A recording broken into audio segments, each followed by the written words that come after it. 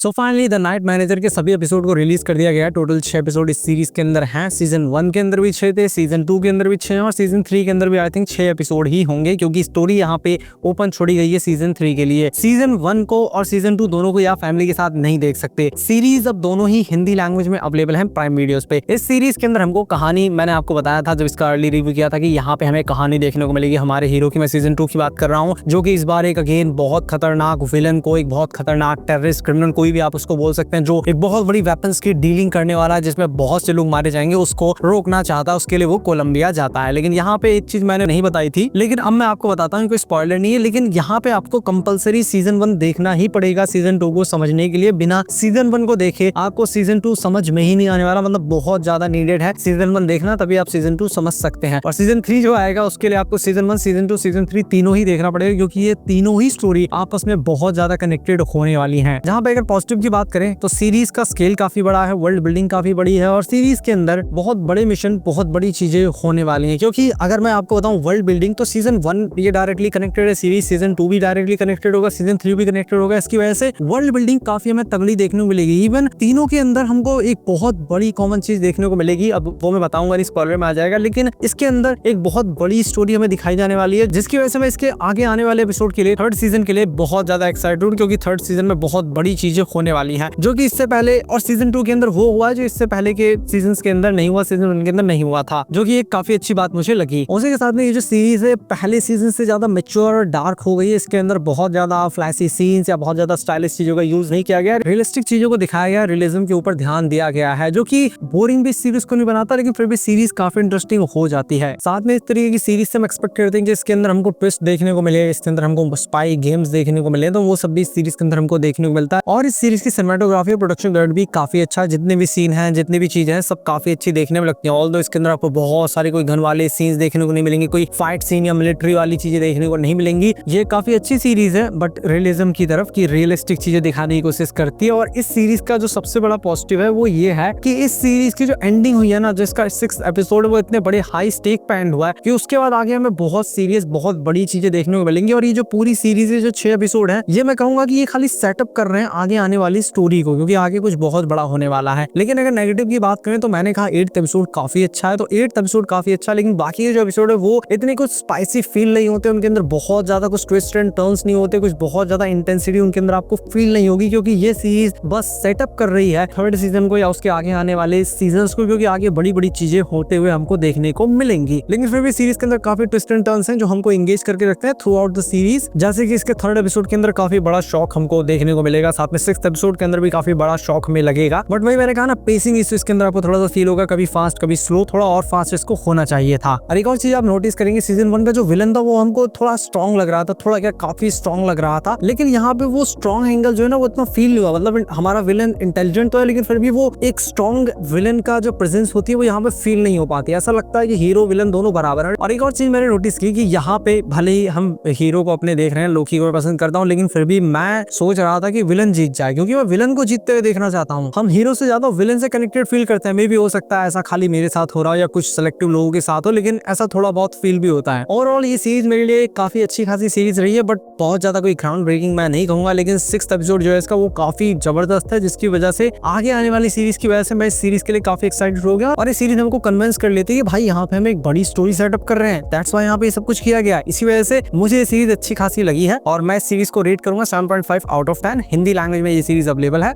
मिलता हूँ मैं आपसे अपनी नेक्स्ट वीडियो में।